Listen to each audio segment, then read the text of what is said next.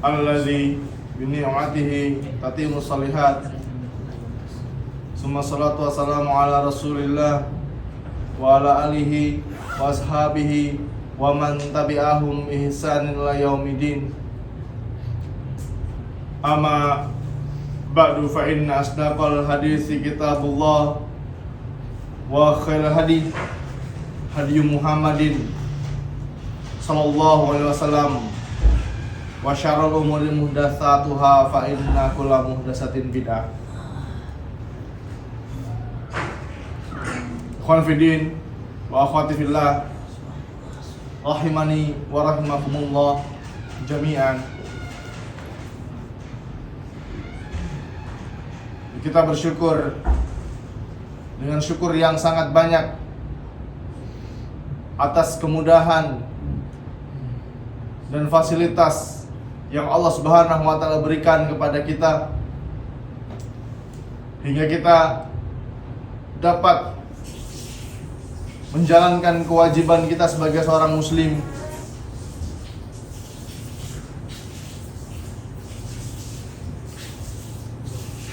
dan kita bersyukur kepada Allah kita masih dipertemukan dalam keadaan sehat jasmani dan rohani hingga kita bisa beribadah kepada Allah Subhanahu wa taala. Bersyukur itu wajib dalam setiap keadaan, ikhwah. Bersyukur dalam segala hal atau bersyukur dengan 3 kondisi. Yang pertama, kita bersyukur dengan menggunakan lisan kita. Kita mengucapkan tahmid, alhamdulillah. Kemudian kita bersyukur dengan hati kita. Nah, kita meyakini bahwasanya nikmat yang kita rasakan saat ini itu merupakan murni dari Allah Subhanahu wa taala.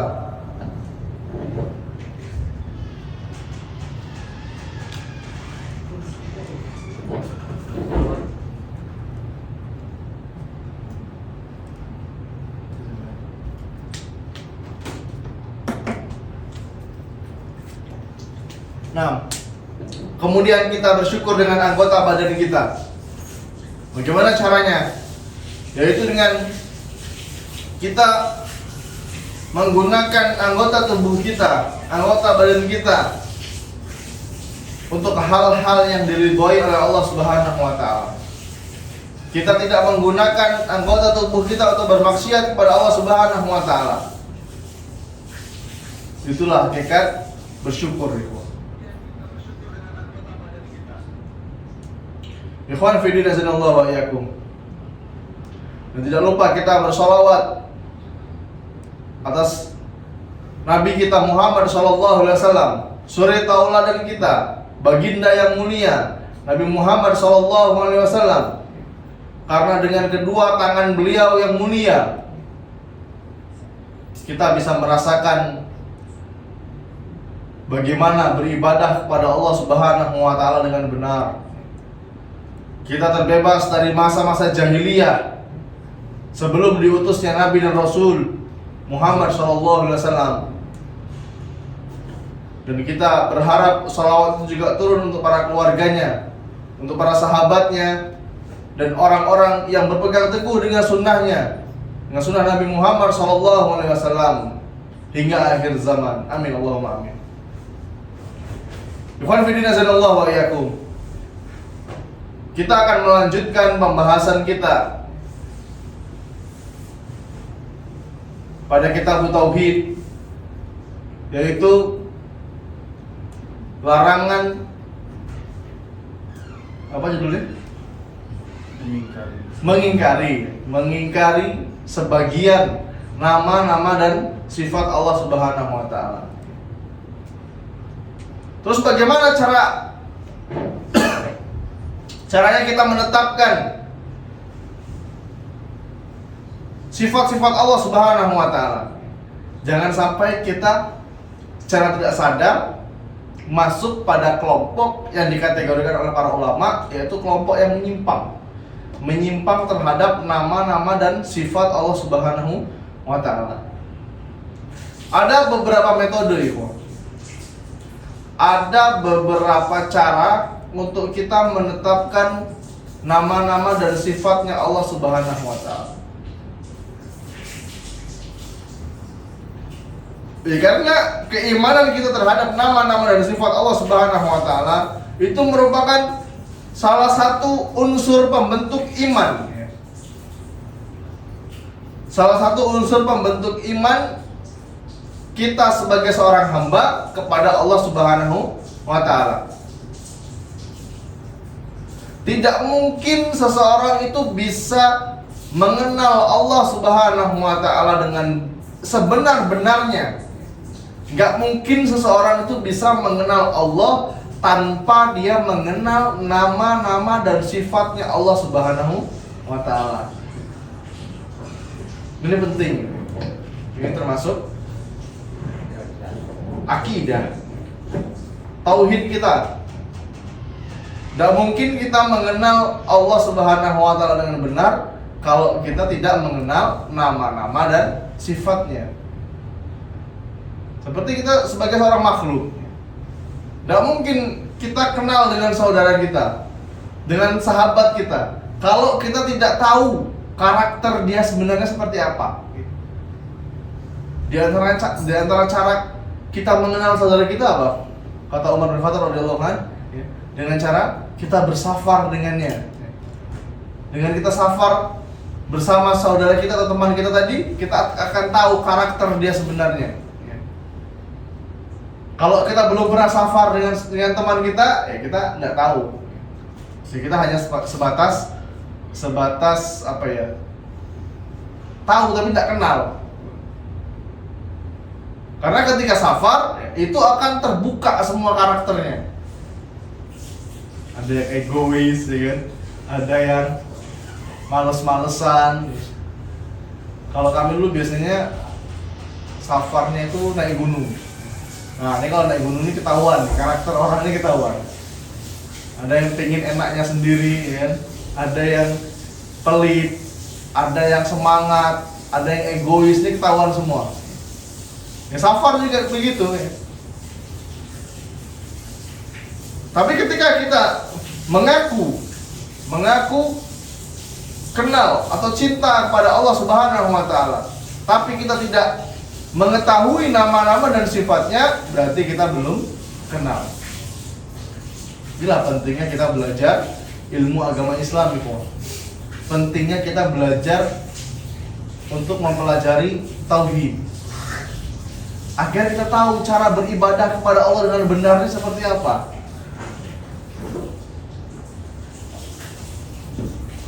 Di antara kaidah atau cara agar kita bisa menetapkan nama-nama dan sifatnya Allah Subhanahu wa taala, agar kita tidak terjerumus pada kelompok-kelompok yang disesatkan oleh para ulama. Yang pertama kita harus menetapkan makna atau sifat yang terkandung di dalam nama-nama Allah Subhanahu wa taala. Ini kaidah penting ya. Ini kaidah penting karena berkaitan dengan masalah bahwa setiap nama Allah Subhanahu wa taala itu sekaligus mengandung sifat Allah Subhanahu wa taala yang mulia. Misalnya apa? Allah Subhanahu wa taala itu memiliki nama Ar-Rahman, Ar-Rahman dan Ar-Rahim. Ini menunjukkan sifat Allah yang memiliki rahmah, kasih sayang. Sifat Allah Ar-Rahmah yang artinya kasih sayang kepada semua makhluknya. Kemudian Allah Subhanahu wa taala memiliki nama Al-Hakim, yang artinya apa? Allah Subhanahu wa taala memiliki sifat hikmah. Masih ingat ya? Arti hikmah ya? Menempatkan sesuatu pada tempatnya. Nah, ini hikmah. Ini pengertian secara bahasa.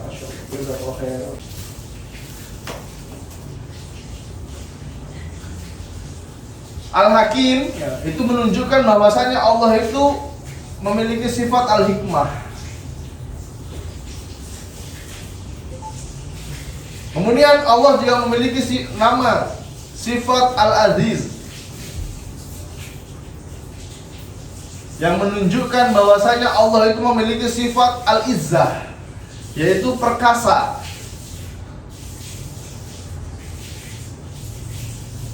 Ini banyak ya nama-nama Allah Subhanahu wa taala. Ada berapa? Nama-nama Allah masih ingat? 99. Itu yang disebutkan dalam Al-Qur'an dan Sunnah. Tapi sikap Ahlus Sunnah wal Jamaah menyikapi nama-nama Allah itu tak terhingga, banyak. Tapi yang disebutkan dalam hadis Nabi Muhammad SAW, nama-nama dan nama-nama Allah Subhanahu wa taala itu ada 99. Ini kalau bisa kita hafalkan ya, hafalkan nama-nama Allah Subhanahu wa taala. Dan di antara nama Allah Subhanahu wa taala yaitu al-ilmu, al-alim. Al-alim ini menunjukkan bahwasanya Allah itu memiliki sifat al-ilmu. Allah itu zat yang maha berilmu. Ilmu Allah itu sangat luas. Ilmu Allah itu sangat luas.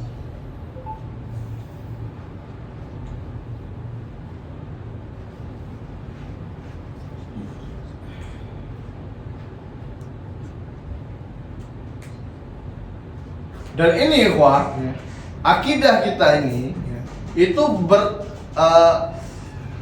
berseberangan dengan akidahnya kelompok Mu'tazilah. Dan siapa Mu'tazilah? Mu'tazilah ini sebuah pemahaman kelompok yang dia menolak sebagian sifat Allah Subhanahu wa taala. Karena mereka meyakini kalau Allah itu punya sifat, berarti ada yang lain, atau Allah itu butuh dengan makhluknya. Nah, ini bertentangan dengan konsep tauhid.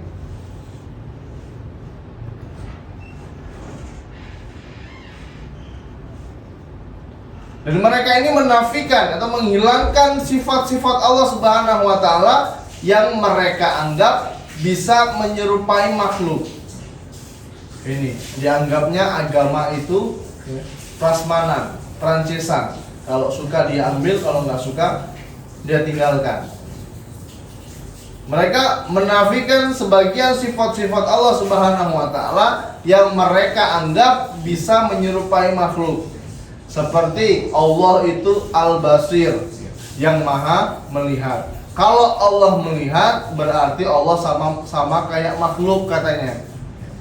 Kemudian As-Sami, Allah itu zat yang maha mendengar. Kalau Allah itu mendengar, berarti sama dengan makhluk, sama kayak manusia.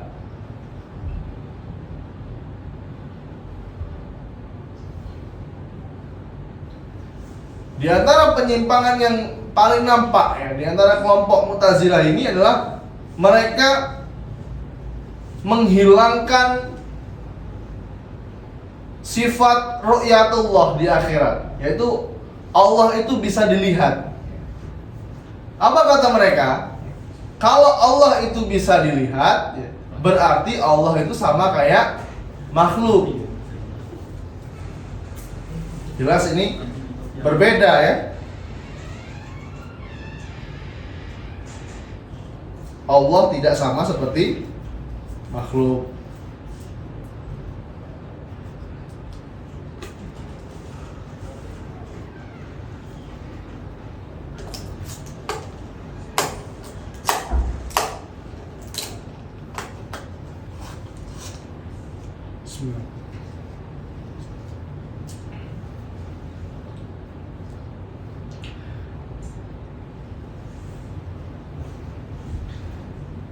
Dan para ulama Ahlussunnah wal Jamaah bersepakat bahwasanya akidah atau keyakinan dari kelompok Mu'tazilah tersebut ya, akidah atau keyakinan yang batil. Nama Allah Subhanahu wa taala itu berbeda dengan nama makhluk. Karena nama makhluk itu manusia biasa kecuali Nabi Muhammad sallallahu alaihi wasallam. Ini khusus Nabi Muhammad SAW ini spesial ya. Sebelum Nabi Muhammad SAW tidak ada nama Muhammad di Jazirah Arab. Nama Muhammad SAW itu pertama kali diberikan oleh Nabi kita Muhammad SAW.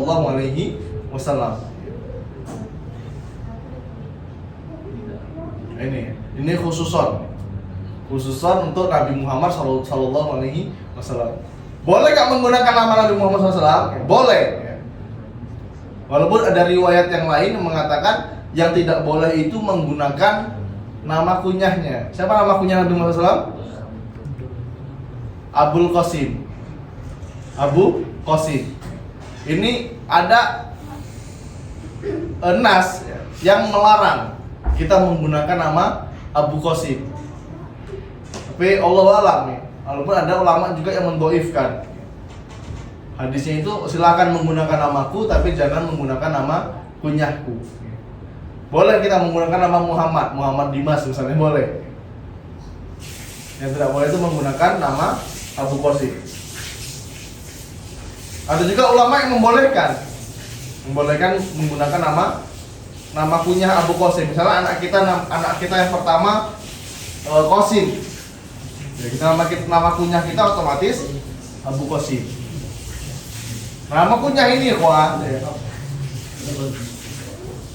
Ini out of the box ya. Nama kunyah itu diberikan untuk laki-laki yang memiliki anak laki-laki pertama. Misal anaknya yang pertama siapa? Aisyah. Anak yang kedua namanya Zaid. Maka nama kunyah bapaknya itu bukan Abu Aisyah, tapi Abu Zaid. Karena diambil dari nama pertama dari anak laki-lakinya. Allahu a'lam bishawab. Nah, kemudian nih ada pendapat yang melarang kita menggunakan nama Allah Subhanahu wa taala tanpa ada kalimat Abdul. Contoh, anak kita namanya Aziz, Muhammad Aziz. Nah, ini ada ulama yang melarang. Terus bolehnya gimana? Abdul Aziz, Abdul Rahman, Abdul Rahim. Nah, ini boleh. Abdul Hakim. Harus ada Abdulnya. Hamba. Abdul Rahman, hambanya Zat yang Maha Penyayang. Abdul Aziz, hambanya Zat yang Maha Perkasa. Dari sini pun sudah kita ketahui bahwasanya Allah itu memiliki sifat. Paham ya? Sebenarnya dari nama-nama 99 nama Allah itu memiliki sifat.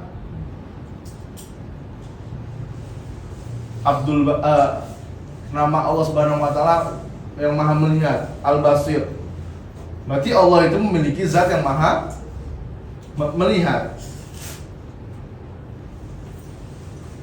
Itu kaidah yang pertama ya, Pak. Kalau kita mau menetapkan sifat yang terkandung, kalau kita mau menetapkan makna itu sama dengan yang terkandung dalam nama Allah Subhanahu wa taala. Jelas ya? Kemudian yang kedua, dengan menetapkan sifat yang Allah Subhanahu wa taala sebutkan secara langsung di dalam Al-Qur'an atau yang disebutkan oleh Nabi Muhammad sallallahu alaihi wasallam. Banyak ya dalam Al-Qur'an Allah Subhanahu wa taala menyebutkan secara langsung sifat-sifatnya. Masa kita berani membantah Al-Quran? Al-Quran dipahami pakai akal dia sendiri, ini nggak boleh. Banyak Allah Subhanahu wa Ta'ala menyebutkan di dalam Al-Quran sifat-sifatnya. Di antara sifat Allah Subhanahu wa Ta'ala, Allah itu memiliki wajah. Al-wajhu. Allah itu memiliki wajah. Bagaimana wajah Allah Subhanahu wa Ta'ala? Allah alam, nggak ada yang tahu. Cukup kita mengimani Allah itu punya wajah. Allah Subhanahu wa Ta'ala berfirman dalam surat Ar-Rahman ayat yang ke-27. Wa yabqa wajhu rabbika dzul jalali wal ikram. Dan tetap kekal Tuhanmu yang dan tetap kekal wajah Tuhanmu yang mempunyai kebesaran dan kemuliaan. Semua ketika semua binasa ya, wajah Allah Subhanahu wa Ta'ala itu tetap kekal. Bagaimana wajah Allah? Ya kita nggak tahu. Cukup mengimani Allah itu punya wajah. Dan tentu wajahnya Allah dengan wajahnya makhluk itu berbeda. Wajah kita sesama makhluk aja berbeda, apalagi wajah Allah Subhanahu wa Ta'ala. Wajah malaikat itu berbeda. Besarnya Allah kita nggak ada yang tahu. Kita membayangkan malaikat aja kita nggak bisa ya. Nggak nyampe akal kita. Kita cukup meyakini malaikat itu ada. Malaikat punya sayap, ada yang 5, ada yang 3, ada yang 2, ada yang 1. Masalah sayapnya itu bentuknya gimana kita nggak tahu. Kita nggak pernah melihat. Ini akidah ya. Dalam surah Ar-Rahman Allah Subhanahu wa Ta'ala menyebutkan Allah itu punya wajah. Kemudian dalam surah Al-Qasas ayat yang ke-88, kullu syai'in halikun illa wajhahu. Segala sesuatu itu pasti binasa kata Allah. Illa wajhahu, kecuali wajahnya Allah Subhanahu wa Ta'ala.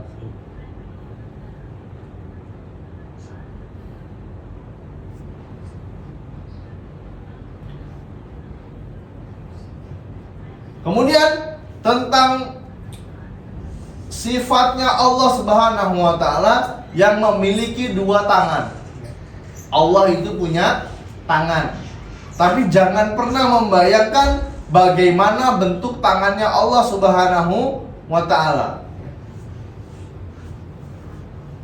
Tangan kita sesama makhluk itu berbeda. Tangan manusia sama tangannya monyet itu sama-sama punya tangan, tapi tangan mereka berbeda. Jangan membayangkan Allah punya tangan, tapi jangan membayangkan bagaimana bentuk tangannya Allah Subhanahu wa Ta'ala.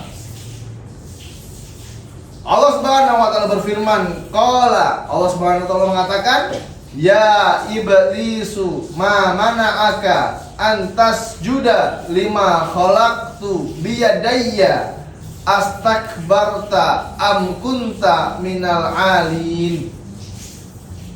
Wahai iblis, kata Allah, apakah yang menghalangimu sujud kepada yang telah aku ciptakan dengan kedua tanganku? Ini kisah Allah Subhanahu wa Ta'ala memanggil iblis yang tidak mau bersujud kepada Nabi Adam alaihissalam. Astakbarta, apakah kamu ini menyombongkan diri? Am kunta minal alina, ataukah kamu itu merasa orang-orang yang lebih tinggi? Ini Allah Subhanahu wa Ta'ala menegur iblis. Kenapa iblis itu nggak mau sujud dengan Nabi Adam alaihissalam yang diciptakan oleh Allah langsung dengan kedua tangannya? Bagaimana cara Allah menciptakan Nabi Adam? Allah alam, kita nggak ada yang tahu. Cukup kita mengimani Allah itu punya 2 tangan dan menciptakan langsung Nabi Adam alaihissalam. Iblis tidak mau bersujud kepada Nabi Adam alaihissalam. Nah ini ikhwan, sujudnya ini bukan sujud penghambaan ya, tapi sujud penghormatan. Sujud penghormatan.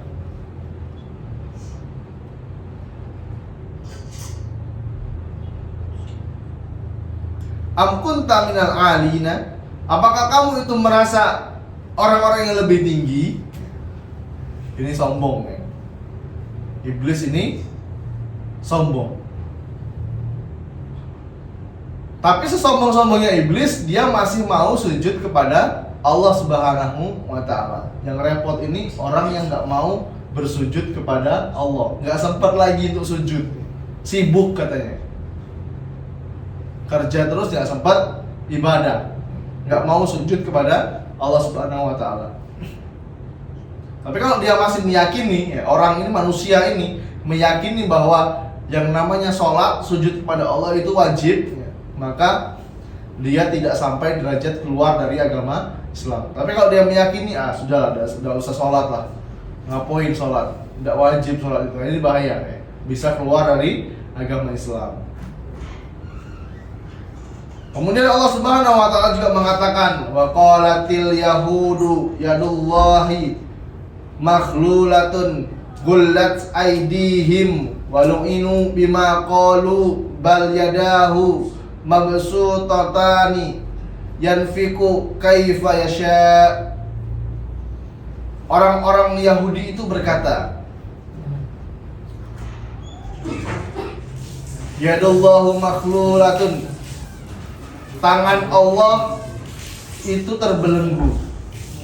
Sebenarnya tangan mereka lah yang dibelenggu, dan mereka lah yang dilaknat disebabkan apa yang telah mereka katakan.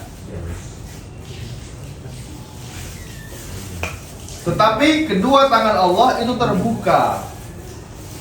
Dia menafkahkan sebagaimana yang dia kehendaki. Ini akidah ya. Allah itu punya tangan dan Allah bisa membuka tangannya. Caranya gimana? Allah alam, nggak ada yang tahu.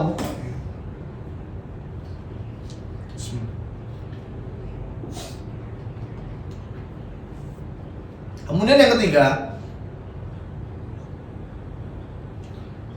bagaimana cara kita menetapkan sifat-sifat Allah Subhanahu wa Ta'ala? Yaitu dengan cara kita mengambil turunan dari kata kerja yang disebutkan oleh dalil.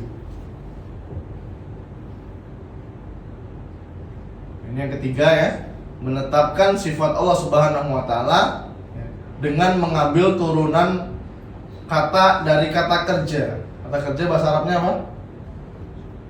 Fi'il ya, yang disebutkan oleh dalil, baik itu berupa dari Al-Quran ya, maupun dari Sunnah Nabi Muhammad SAW. Di antaranya apa? Sifat Allah Subhanahu wa Ta'ala berbicara. Allah memiliki sifat berbicara. Dari mana bisa menetapkan sifat Allah bisa berbicara? Dari surat An-Nisa ayat 164. Wa kallamallaha Musa takliman, dan Allah telah berbicara kepada Musa secara langsung. Ini kisah Nabi Musa alaihissalam. Wa kallamallaha Musa takliman. Allah berbicara kepada Musa secara langsung. Berarti Allah punya sifat berbicara. Ini fi'il ya. Berbicara itu kata kerja kan? Berbicara itu kata kerja. Kemudian diambillah sifat al-mutakallimin.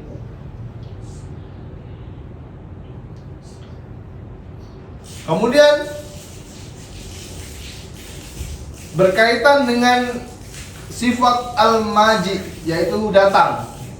Allah Subhanahu wa Ta'ala berfirman dalam surah Al-Fajr yang sering kita dengar, ayat yang ke-21 sampai 22. Kalla idza dukkatil ardu dakkan dakka wa jaa rabbuka wal malaku saffan saffa. Jangan berbuat demikian, kata Allah.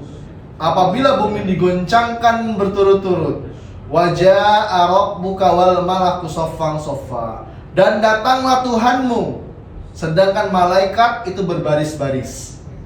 Surah Al-Fajr ayat 21 dan 22.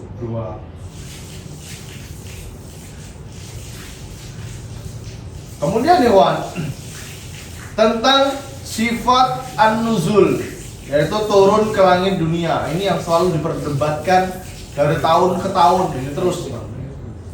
Rasulullah SAW beliau pernah bersabda, yanzilu rabbana tabaraka wa ta'ala kulla lailatin ila sama'id dunya hina yabqa thuluthul lailil akhiru fayaqul man yad'uni fa'astajiba lahu wa man yas'aluni fa'atiyahu wa man yastaghfiruni fa'aghfira lahu.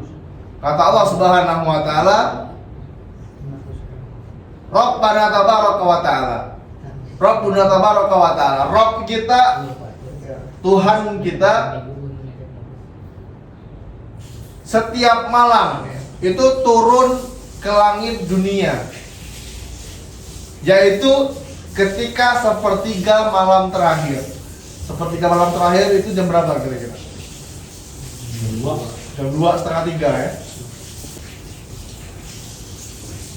Allah turun ke langit dunia setiap malam di sepertiga malam terakhir.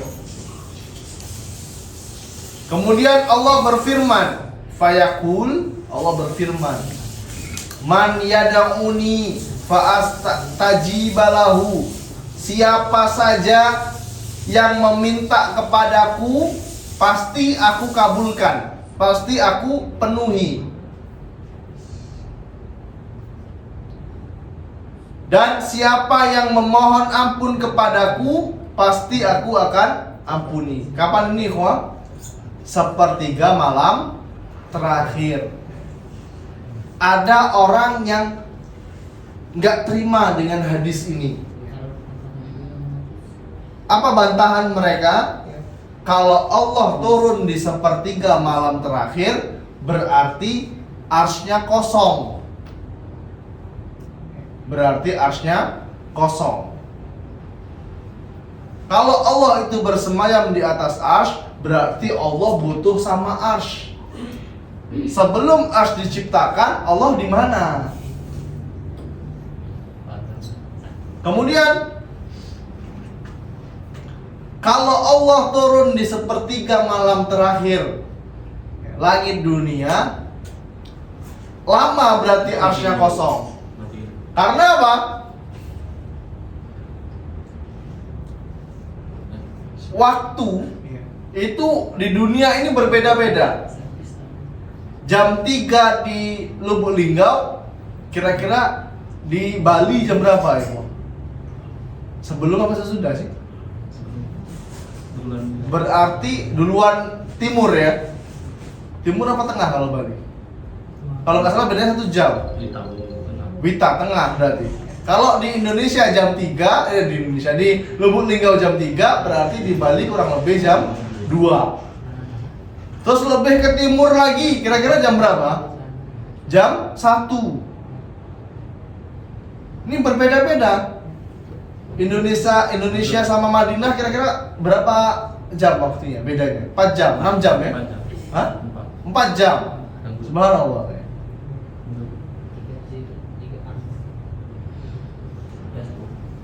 Ini pikiran yang nyeleneh ya. Kita cukup mengimani Allah itu turun ke langit dunia.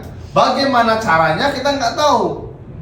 Arsy-nya kosong apa enggak itu bukan urusan kita. Bisa dipahami ya?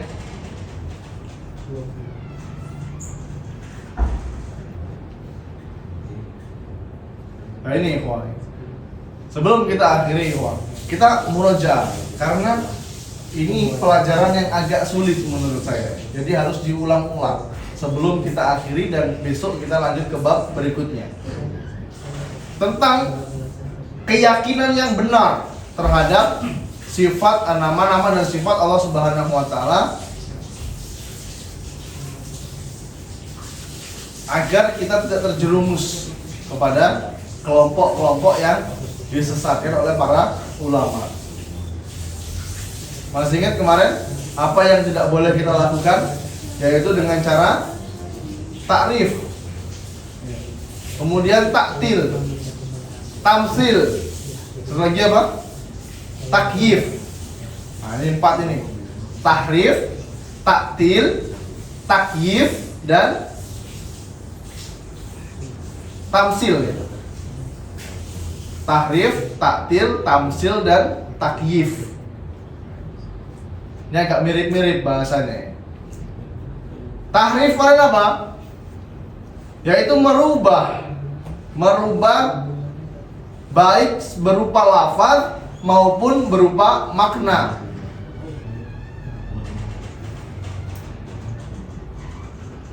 Apa pelaku tahrif? Pelaku tahrif namanya muharrif. Masih ingat? Tahrif lafzi, yaitu mengubah suatu bentuk lafaz ke bentuk lainnya. Nah, ini dirubahnya. Baik merubah harokat, menambah kata, atau menambah huruf, atau dengan cara menguranginya. Nah, ini nggak boleh. Contohnya apa? Istawa. Allah Subhanahu wa taala berfirman, Ar-Rahmanu 'alal arsy istawa. Kemudian diganti, lafaznya diganti istaula, artinya menguasai.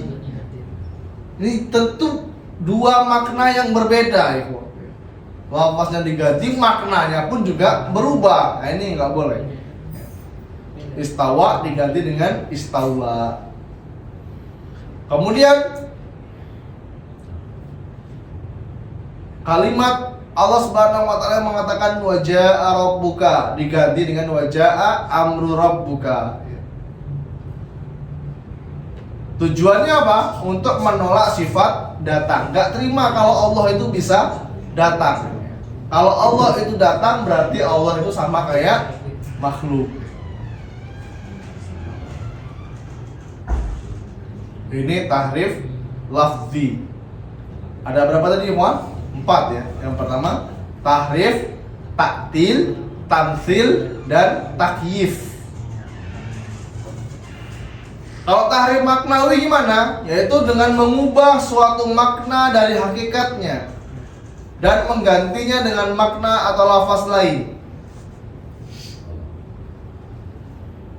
Seperti orang-orang yang membuat perkara baru tentang sifat rahmah, sifat kasih sayangnya Allah. Ini diganti, yang artinya memberi nikmat, dan sifat Allah marah. Allah memiliki sifat murka.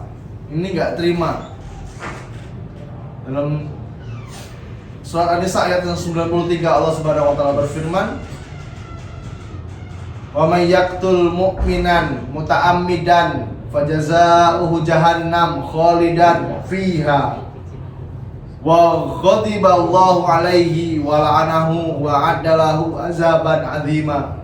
Allah Subhanahu wa taala mengatakan, dan barang siapa yang membunuh seorang mukmin dengan sengaja, membunuh seorang mukmin, seorang ikhwan, orang yang beriman, fajazaohu jahannam, maka balasannya adalah jahannam, khalidan fiha, dan dia kekal di dalamnya, wa ghadiballah, dan Allah murka kepadanya, wa alanahu wa ala'anahu wa addalahu azaban azima, dan mengutukinya. Allah mengutuknya serta menyediakan azab yang besar baginya. Ini Allah Subhanahu wa taala mengancam orang yang sengaja membunuh seorang mukmin. Apalagi membunuh 2 orang mukmin. Membunuh 3 orang mukmin. Apalagi 1 kota dibunuhnya. 1 aja dibunuh itu Allah marah. Nah, sebagian manusia nggak terima dengan ayat ini, dengan ayat yang menunjukkan bahwasanya Allah itu memiliki sifat marah. Akhirnya diganti. Ini nggak boleh.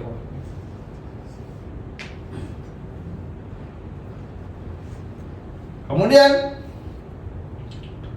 taktil, ya. Taktilnya artinya apa? Yaitu dengan mengosongkan atau meninggalkan. Itu mengingkari nama-nama dan sifat Allah Subhanahu wa taala yang telah ditetapkan untuk Allah sendiri. Baik dia mengingkari keseluruhan atau dia mengingkari hanya sebagian. Ini orang yang suka taktil ini ya disebut muta'attil. Dia kayak agama ini dianggapnya prasmanan. Kalau cocok sama dia diambil, kalau nggak cocok ditinggalkan. Wah, ini nama Allah masa kayak gini, Allah nggak cocok ini. Masa Allah ini sama kayak makhluk ini nggak cocok nih. Allah itu ada, tapi bentuknya kita nggak tahu. Ya betul. Tapi dia membuang semua sifat-sifat Allah. Allah marah, Allah punya tangan, Allah punya wajah, dia nggak terima. Akhirnya dihilangkan. Ini nggak boleh. Kita cukup mengimani, meyakini bahwasanya Allah itu punya tangan, Allah itu punya wajah, Allah itu punya sifat marah. Nggak usah nunggu di akhirat. Allah marah sama kita di dunia aja, ya. Udah apa kayaknya? Udah keteteran gitu kayaknya. Kalau Allah marah di dunia. Gimana cara Allah contoh sih apa ya? Bukan contoh sih. Tanda Allah itu marah kepada makhluknya. Azab yang diberikan. Ini ingat ya, kita harus paham 2 konsep antara azab dan ujian. Kalau kita orang beriman, ya kita diuji. Paham ya? Kita sholat, ya kan? Kita bertauhid, kita beriman kepada Allah. Kemudian kita ditimpa suatu perkara yang kita tidak sukai. Itu namanya apa? Ujian. Oh, ini nggak pernah sholat, nggak pernah puasa, nggak pernah beribadah, tahu-tahu ditimpa sesuatu yang dia tidak sukai. Terus lapor ke ustadz, bukan lapor, curhat ke ustadznya. Ustadz, saya sedang diuji, Ustadz. Oh, ini bukan ujian ya, tapi apa? Azab. Di antara azab yang disegerakan contohnya apa? Durhaka kepada orang tua. Nah ini, durhaka kepada orang tua ini, azab yang disegerakan oleh Allah Subhanahu wa taala. Bukankah Nabi Muhammad SAW pernah mengatakan ridho Allah itu tergantung ridho orang tua. Kalau orang tua nggak ridho, ya wajar Allah marah. Marahnya orang tua berarti marahnya Allah Subhanahu wa taala. Tapi bukan berarti kita menyamakan orang tua kita dengan Allah Subhanahu wa taala. Ini konsepnya. Kemudian pelaku riba. Pelaku riba ini menantang Allah. Menantang Allah perang, menabuh genderang perang dengan Allah. Gimana nih, Pak? Banyak kita lihat saudara-saudara kita yang terpuruk gara-gara apa? Riba. Gara-gara riba. Mau nambah modal, pinjem koperasi. Koperasi apa? Koperasi 46. Tahu nggak koperasi 46? Koperasi 46 tahu nggak? Nggak tahu. Minjem 4 balik 6. Nah ini nambah modal. Bukannya untung malah untung. Ini banyak saudara-saudara kita yang terjerumus. Ini Allah bisa marah. Karena kan disegerakan azabnya. Ala kulli hal, kita tidak boleh memilih-milih. Yang cocok sama kita, ya kita ambil. Yang nggak cocok, ya tinggalkan. Dalam beragama tidak boleh seperti itu. Dan kita tidak boleh memisalkan bentuknya Allah. Berarti tangan Allah itu sama kayak tangan makhluk ya. Tangannya 2, jarinya 5, ya kan? Ini nggak boleh kok. Ini tidak boleh. Dan terkadang ya, syaitan itu licik. Gimana cara syaitan licik? Dia membisikkan kepada kita. Kalau yang menciptakan meja ini tukang, yang menciptakan kayu ini Allah, yang menciptakan bumi ini Allah, terus yang menciptakan Allah siapa? Ya? Wah, ini godaan syaitan nih, wah. Ini bisikan syaitan. Apa yang kita lakukan? Cepat-cepat ta'awudz. Cepat-cepat ta'awudz. Itu yang kedua, ta'til. Yang ketiga, takyif. Yang ketiga apa tadi? Takyif. Yaitu menyebutkan tentang kaifiyah, tentang karakteristik suatu sifat. Atau bahasa Indonesianya gampangnya apa? Membagaimanakan. Bagaimana bentuknya Allah, bagaimana cara Allah turun, ya. Naik apa, arsnya bagaimana. Ya, ini nggak boleh. Kita cukup meyakini bahwasanya Allah itu turun. Allah itu punya sifat nuzul, yaitu turun.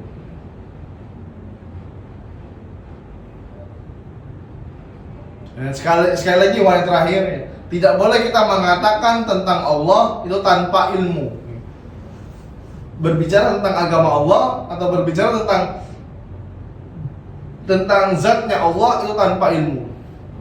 Karena Allah Subhanahu wa taala berfirman dalam surah Al-A'raf ayat yang ke-33, "Qul innama harrama rabbiyal fawahisha ma dhahara minha wa ma batan wal isma wal baghya bighairil haqq wa an tusyriku billahi ma lam yunazzilu bihi sultanan wa an taqulu 'alallahi ma la ta'lamun."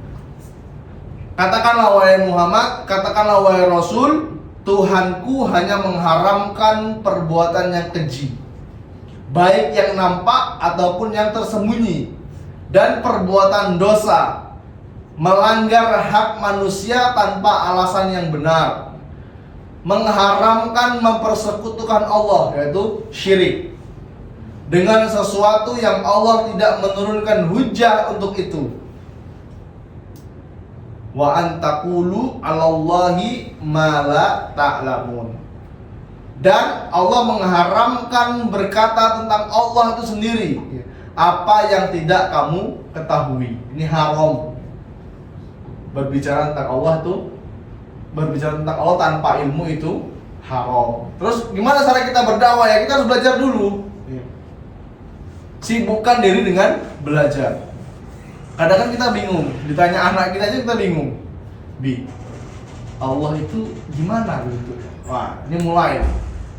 Kalau kita ikutin hawa nafsu, ya mulai kita berhalusinasi.